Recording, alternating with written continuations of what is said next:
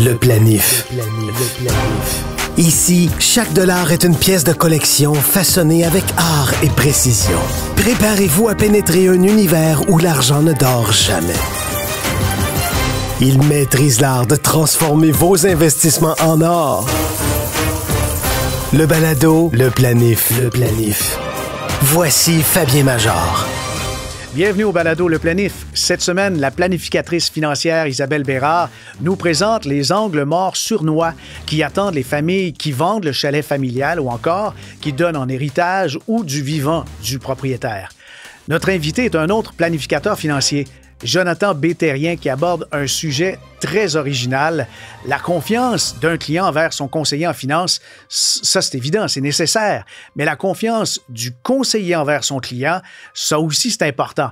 Pourquoi les investisseurs peuvent s'attendre à de meilleurs résultats s'ils sont honnêtes et transparents dans le dévoilement de leur situation familiale, professionnelle et financière? La question du beau-frère cette semaine provient de Gina de la Salle et vous allez voir, elle est assez punchée. Gina n'y va pas par quatre chemins. Elle dit « Je veux pas tout dévoiler à ma planificatrice car je suis certaine qu'elle va toujours me gosser pour aller chercher mes actifs investis avec mon cousin à la caisse. Alors moi, je veux les laisser là. Que faire pour ne pas me faire harceler? » On va répondre à sa question. Le balado Le Planif débute à l'instant. Le balado, le planif. Dans l'angle mort, avec Isabelle Bérard.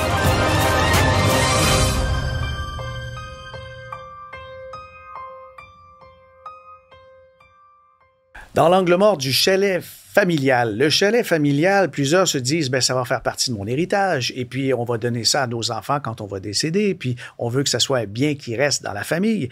Et s'il se transmet comme ça à la prochaine génération, est-ce que ça se fait sans impôt?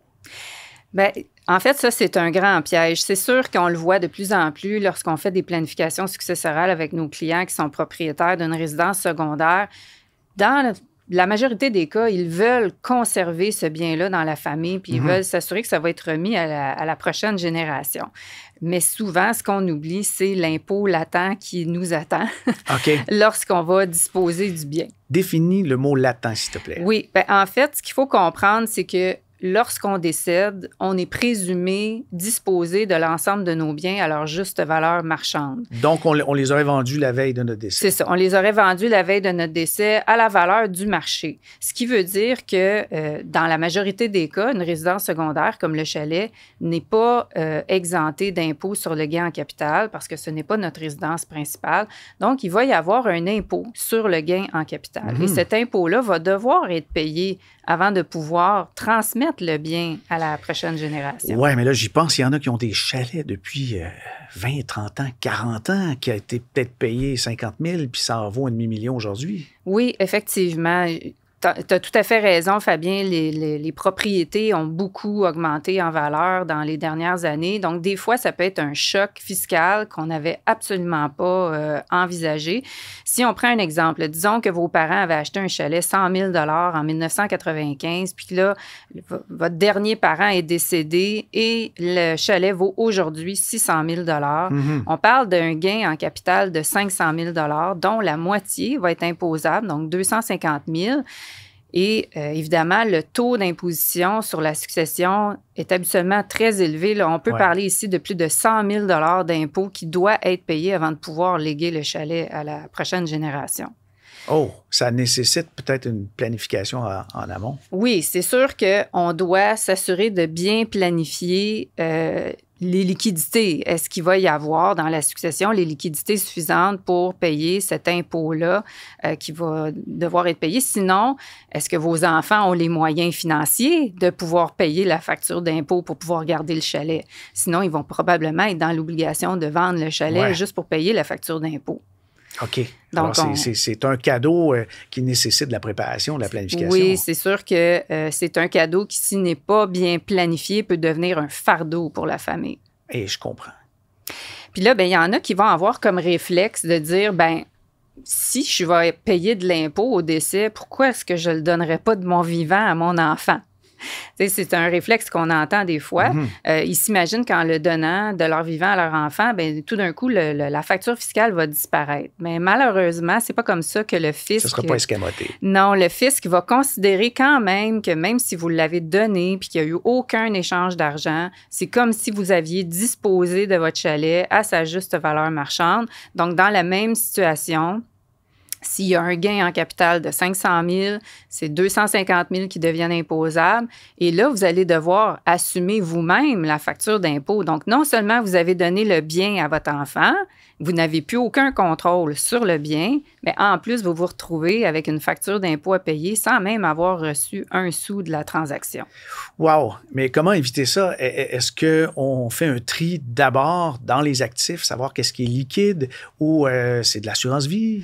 Oui, il y a différentes solutions, mais avant d'en arriver aux solutions, j'aimerais aussi mentionner le fait que lorsqu'on fait un don à nos enfants, il y a aussi un risque de double imposition parce que si nos enfants, eux, pour quelque raison que ce soit, décidaient de vendre le chalet éventuellement, si vous leur avez donné, le fisc va avoir considéré que vous avez disposé à la juste valeur marchande, mais il va considérer que votre enfant, lui, va l'avoir acheté à 0 $. Donc, si lui le revend 600 000, son gain en capital est de 600 000 et donc la moitié devient imposable, 300 000. Ah oui. Donc là, on se retrouve avec le parent qui va avoir payé la facture d'impôt et l'enfant qui va payer à nouveau une facture d'impôt sur le même bien. Donc, le don, c'est peut-être pas la solution miracle. Donc, c'est sûr qu'on se doit de bien planifier. Donc, d'abord et avant tout, assurez-vous de bien planifier le tout. Est-ce que vous avez suffisamment de liquidités dans vos placements lors de votre décès qui vont pouvoir venir couvrir la facture fiscale? C'est ce qu'on appelle dans le jargon la liquidité successorale? La liquidité successorale, effectivement. Parce que ce qu'on comprend, c'est que ce ne sont pas les héritiers qui se trouvent à payer l'impôt, c'est le défunt qui va se trouver à payer l'impôt à son décès et il doit y avoir des liquidités dans la succession pour pouvoir payer la facture d'impôt. Autre chose que vous pourriez envisager, c'est l'assurance vie. Effectivement, tu l'as mentionné, Fabien. Si vous savez qu'il va y avoir une facture d'impôt à la fin, ben vous pourriez prendre une assurance vie d'une valeur équivalente à la facture d'impôt. Donc, ça pourrait permettre d'avoir les liquidités nécessaires pour payer la facture fiscale. Ou encore fiscale. ne pas l'annuler quand on est tenté du fait qu'on veut faire un ménage dans tous ses papiers, dans tous ses actifs, se départir d'une assurance et à la fin, ben, on peut avoir un regret fiscal. Oui, on peut avoir un regret fiscal, effectivement. Sinon, il y a aussi d'autres solutions. Vous pourriez peut-être envisager faire des dons progressifs à votre enfant. Donc, plutôt que de donner le chalet d'un seul coup, toute la même année, vous pourriez leur donner des parts du chalet progressivement, un petit peu par petit peu, année après année. Ça pourrait venir échelonner votre facture fiscale. Ça n'empêchera pas que vous allez quand même payer de l'impôt et ça n'empêchera pas que votre enfant va avoir reçu ce chalet-là gratuitement puis qu'il pourrait avoir double imposition, mais ça fait moins mal, si on peut dire. L'autre option, bien, vous pourriez peut-être envisager vendre le chalet à vos enfants.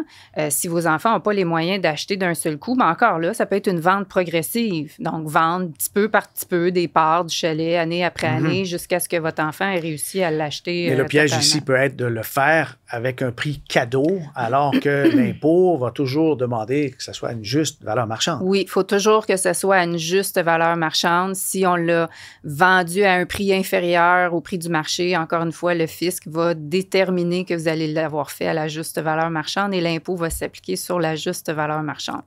Donc, il n'y a pas de recette miracle ici.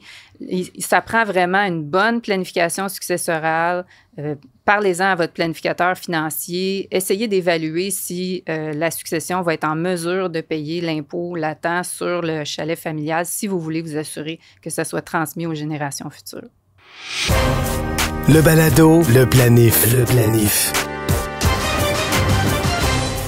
Au balado Le Planif, on reçoit le planificateur Jonathan Bétérien. Bonjour, Jonathan. Bonjour, Fabien. Bienvenue dans notre nouveau décor. Magnifique, j'adore. Oui, c'est le fun. Mais on va parler d'un sujet qui n'est pas tellement mathématique, qui est purement humain.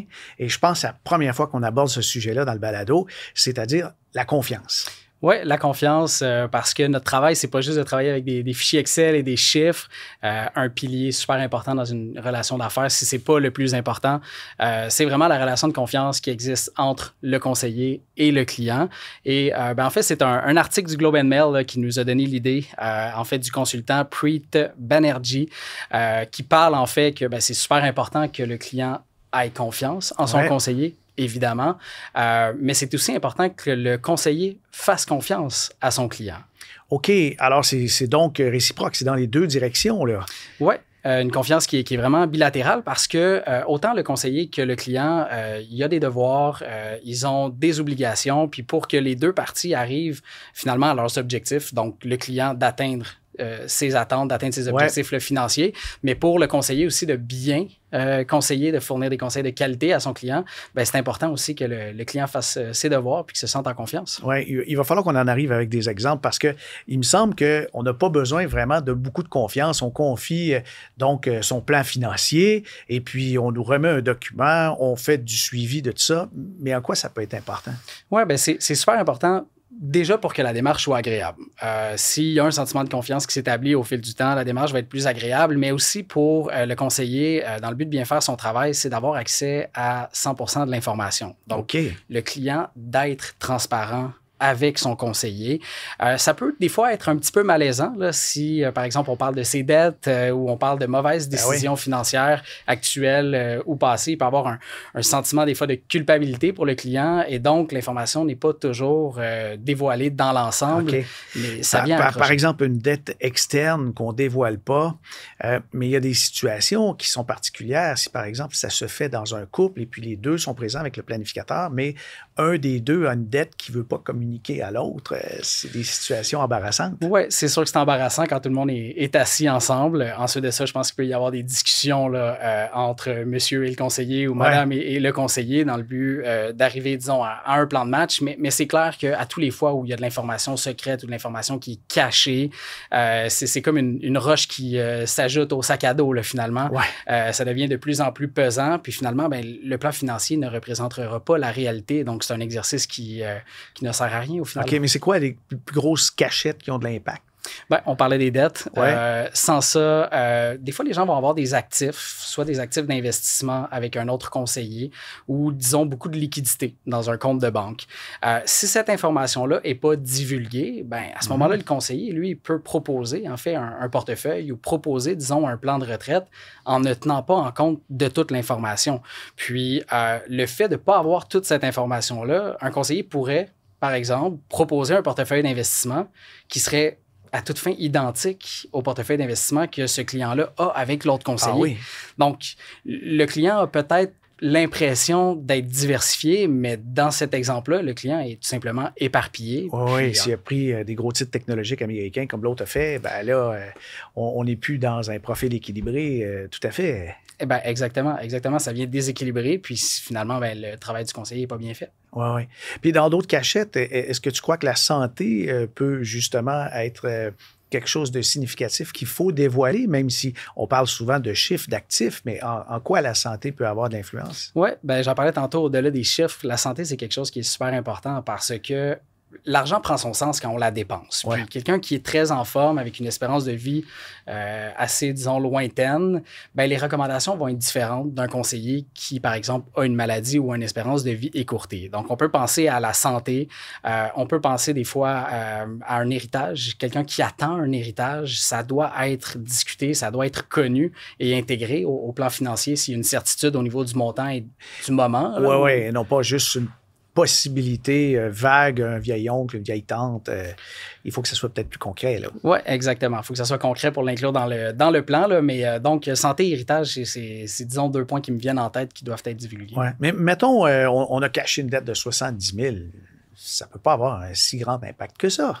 En fait, ça dépend de la dette. Moi, je suis d'avis que ça a toujours un grand impact, surtout si c'est une dette, par exemple, de carte de crédit à 19 %. Le conseiller, s'il n'est pas au courant de cette dette-là, pourrait faire la recommandation, par exemple, à son client d'investir ses liquidités ou son surplus budgétaire, là, de faire des cotisations dans le régime épargne-études pour aller chercher les subventions ou dans le REER pour diminuer la facture fiscale. Mais peut-être que la recommandation aurait été de revoir, oui, ça aurait été différent de revoir les dettes, donc de peut-être de refinancer d'une certaine manière pour mieux gérer les dettes ou de tout simplement appliquer le surplus budgétaire sur une dette à 19 % plutôt que de commencer à épargner dans des régimes épargne-études ou des REER. Ça fait quoi, une dizaine d'années là, que tu es dans le domaine? Environ, oui. Oui. On en a vu ensemble de toutes les couleurs. On voit des fois des cachettes qui peuvent être comiques sur le coup, mais qui peuvent avoir un impact. Mais comment on peut se démerder comme professionnel quand, par exemple, on sait qu'il peut y avoir des histoires où on a mis de côté, quelqu'un a mis de côté des sommes pour une ex-blonde? C'est de la dynamite, ça, là. Oui, c'est de la dynamite, puis on se retrouve des fois dans coincé là-dedans. Ben, coincé, en fait, parce qu'on a un devoir fiduciaire envers notre client. Ouais. Si cette personne-là veut que l'information reste secrète, on ne peut pas la dévoiler à qui on veut, évidemment, devoir de confidentialité. Mais oui, ça peut nous amener dans des situations embarrassantes. Puis pour éviter ce genre de situation-là, le conseiller a un rôle. Puis d'abord, on en parlait tantôt de gagner la confiance de son client. Si le client se sent en confiance, on risque d'éviter une situation comme ça. Puis comment, disons, un client arrive à être en confiance? Ben, c'est sûr que le conseiller doit avoir certaines compétences, doit avoir de l'expertise. Ouais. C'est très important. Une intelligence émotionnelle et relationnelle. Oui, puis de l'expérience aussi. Dans son domaine, mais aussi par son intégrité. Parce que c'est bien beau avoir disons des compétences, là, mais si un conseiller n'est pas intègre, à quoi sert tout ça? Je pense aussi d'impliquer le client dans la discussion là, dès le jour 1. Il faut que le client se sente important. Il faut que le client se sente écouté. D'ailleurs, le conseiller doit avoir une forme d'empathie pour se mettre dans la position là, du client. Mais si le mandat est clair dès le départ, ben, ça va faciliter les discussions. On va avoir des communications qui sont plus fluides, plus ouvertes, et puis ça va éviter justement de se retrouver dans des situations un peu embarrassantes où là, le conseiller est coincé et ne peut juste tout simplement pas bien faire son travail. Non, mais à ce moment-là, tu en parles, puis il me vient des souvenirs, des situations où est-ce que dans le couple, on voulait faire une planification à 2, mais rapidement, on voit que les données et les motivations ne sont pas les mêmes. Puis c'est peut-être tranquillement d'amener l'étape, d'amener finalement la suite des choses vers 2 plans différents. Oui, puis c'est pas nécessairement l'idéal si un couple, disons, ont des dépenses ensemble, partagent en fait certains biens aussi, ont des projets communs. Je pense au fractionnement de revenus quand on arrive à la retraite. Si on fait des plans individuels, ben, ça ne sera pas pris en compte. Donc, on laisse finalement des avantages fiscaux sur la table. Mais encore une fois, je pense que si la relation est béton dès le départ, un petit peu comme une maison, si on a un plan d'architecte très élaboré, des bons matériaux, mais qu'on bâtit ça sur une fondation qui est déjà pas solide, ça va s'effondrer. Sur un ancien site d'enfouissement. Par exemple. Puis, ben, tu sais, notre fondation dans notre domaine, c'est la confiance. C'est pour ça qu'on en parle aujourd'hui. Mais autant que le conseiller, comme je disais tantôt, doit gagner la confiance de son client, de l'autre côté, si le client arrive à être transparent, à fournir les documents nécessaires, à être confortable dans la relation, ben, tout le monde est gagnant puisque le client risque d'arriver à ses objectifs plus rapidement. C'est une prolongation un peu du travail des professionnels comme sont les notaires, les comptables, les fiscalistes. On travaille avec des chiffres, on travaille avec une réalité, mais il faut que ça soit conforme à ce qui est vraiment sur le terrain, là, comme gonfler des valeurs. Quelqu'un qui dit j'ai une voiture de collection, elle doit valoir 115 000, mais qu'est-ce que fait un planificateur professionnel dans une situation comme ça? Ben, on va peut-être être plus conservateur, disons, que la réalité. Si on veut que le plan financier, par exemple, fonctionne dans la vraie vie. Demander une expertise. Demander peut-être une expertise ou, par exemple, utiliser une valeur qui est un petit peu moins élevée. Surtout dans le cas d'une voiture, tout dépendant le type de voiture. Je ne suis pas un expert de l'automobile. Là. Il y en a pour qui c'est de l'investissement, mais c'est souvent un bien qui va se déprécier aussi au fil du temps.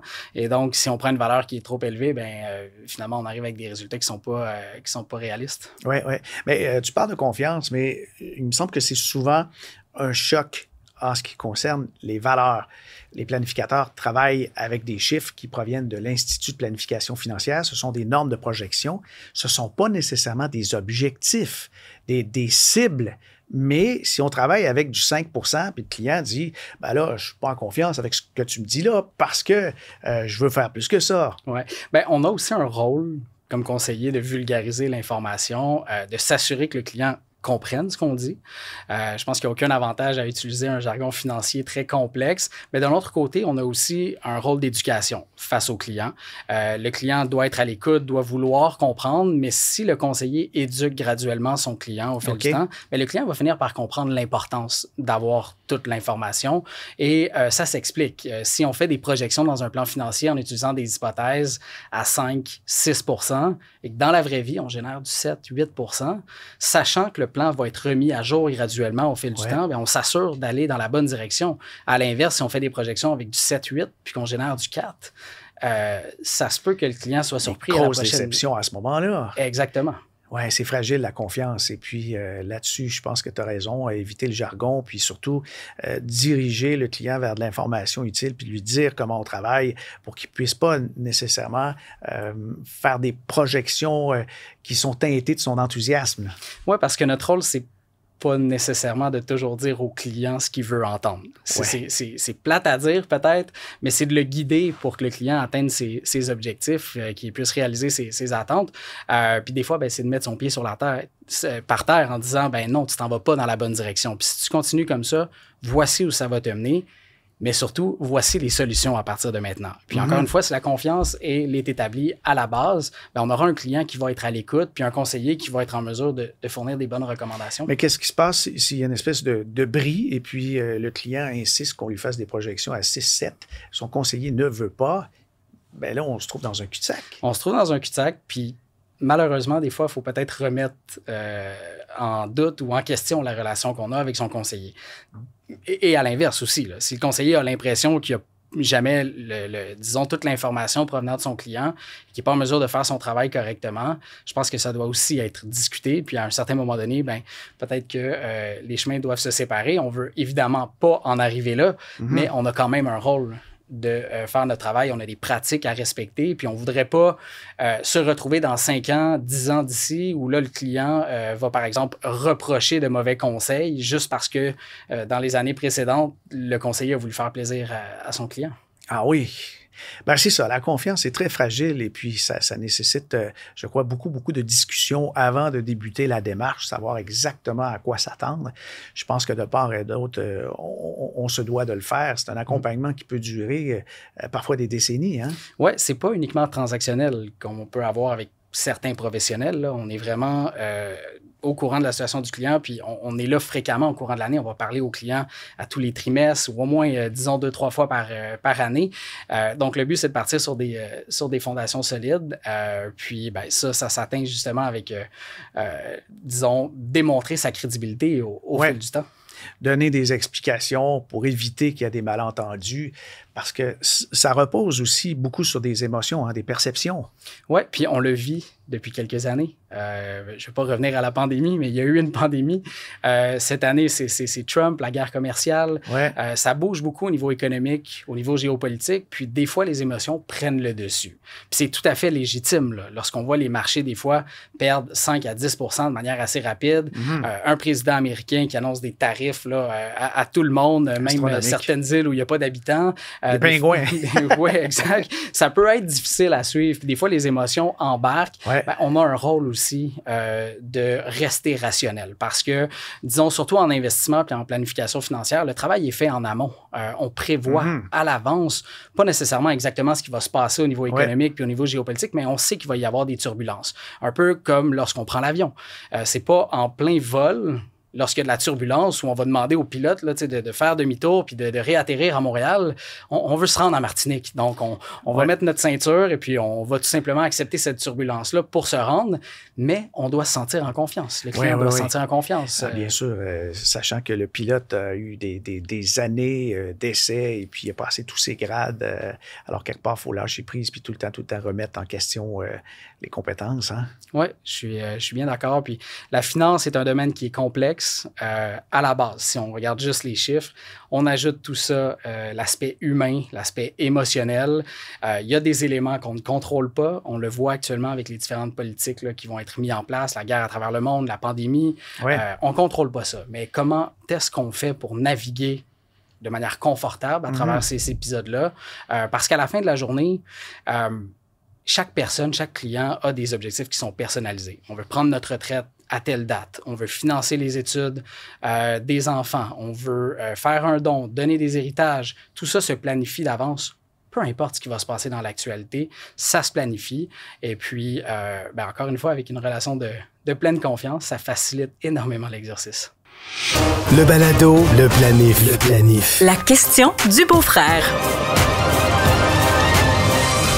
La question du beau-frère, tu t'en vas pas, on te l'a gardé. C'est Gina de la salle. Elle dit « Je veux pas tout dévoiler à ma planificatrice, car je suis certaine qu'elle va toujours me gosser pour aller chercher des actifs investis avec mon cousin à la caisse. Mais moi, je veux les laisser là, ces actifs-là. Que faire pour ne pas me faire harceler? » Ouais, bonne question. Déjà, c'est un sentiment qui n'est pas le fun. Non. Si on a l'impression qu'on ne peut pas s'adresser à son conseiller ou que son conseiller va être gossant, déjà, il faut se poser des questions. Je pense que dans cette situation-là, c'est d'être très ferme. La cliente, là, Gina, pourrait dire à son conseiller ou sa conseillère qu'elle a des actifs ailleurs, qu'elle veut les laisser là. Okay. Le conseiller en question pourra quand même prendre en compte ces actifs-là dans la planification financière, dans son analyse au niveau du portefeuille d'investissement. Mais comme ça va être très clair dès le départ que les actifs restent là, ce serait un petit peu malaisant pour le conseiller. Ensuite de ça, là, d'harceler le client, là, puis de constamment relancer. Donc, je pense que du côté du conseiller, ce serait tout simplement de comprendre la situation, d'intégrer ces actifs-là dans le plan financier et d'ouvrir la porte. Si à un certain moment donné, tu n'es pas satisfait des services que tu as de l'autre côté, tu n'es pas satisfait des rendements que tu as de l'autre côté. Ou des frais. Ou des frais, oui. Parle-moi-en. On va réouvrir la porte à partir de là, puis on regardera ce qu'on peut faire. Mais comme ça, je veux dire, c'est transparent pour tout le monde. Je pense qu'il y a un gros avantage aussi de le dire, c'est de pouvoir l'insérer dans sa répartition d'actifs dans la bonne case. Exact, parce que si on établit le profil d'un client, puis on arrive avec un profil où il y a, disons, 60 d'actions, 20 d'obligations, puis 20 d'alternatifs, si les actifs qui sont investis ailleurs représentent déjà du 100 en actions, soit doit être pris en compte avec les actifs qui sont gérés par ce conseiller-là, dans le but d'arriver à la répartition type. Donc, c'est pas nécessairement un profil d'investisseur juste pour les actifs qui sont gérés, disons, au bureau, dans les comptes que cette personne-là va gérer, mais c'est de prendre en compte les actifs qui sont aussi ailleurs. Mais je fais un peu de mille sur justement la situation de Gina. Si elle dit, moi, je veux pouvoir faire un comparable, comme un concours, là, et je veux confier tout le pactole à celui qui a eu le meilleur résultat. Comment un planificateur perçoit ça? Oui, ça peut être des fois difficile à percevoir. J'aime bien dire qu'on n'a pas deux dentistes. Là. On n'en a pas un pour les dents d'en haut puis un autre pour les dents d'en bas. Donc, on peut quand même avoir deux conseillers. Là. C'est pas ça que je suis en train de dire. Mais en fait, je pense que justement, le fait de, disons, partager l'information va permettre au conseiller en question de bien travailler. Puis si ce n'est pas le cas, à ce moment-là, il faut quand même se poser des questions sur la solidité de la relation. Peut-être que Gina peut s'en poser. Ah, bien sûr, ça soulève encore la confiance. Hein? Ça soulève la confiance. J'en parlais d'entrée de jeu. C'est le pilier d'une relation d'affaires entre son conseiller et le client. Merci beaucoup, Jonathan. Le balado, le planif. C'est comme ça que ça se termine. Vous avez des questions, vous souhaitez en savoir davantage sur les sujets dont on a parlé, alors écrivez-moi fm@fabienmajor.com. Gros merci à l'équipe de Cube Studio pour la production, montage et location des installations. Vous pouvez les contacter pour vos besoins, tout simplement en écrivant à pub@cube.ca. Et ce balado, cet épisode, il est disponible en vidéo, en audio sur l'application et le site cube.ca, aussi sur toutes les autres plateformes de podcast et sur YouTube. Le balado Le Planif est aussi diffusé à la radio et télé sur la chaîne Cube les samedis à midi et dimanche 19h. Ici Fabien Major. À bientôt.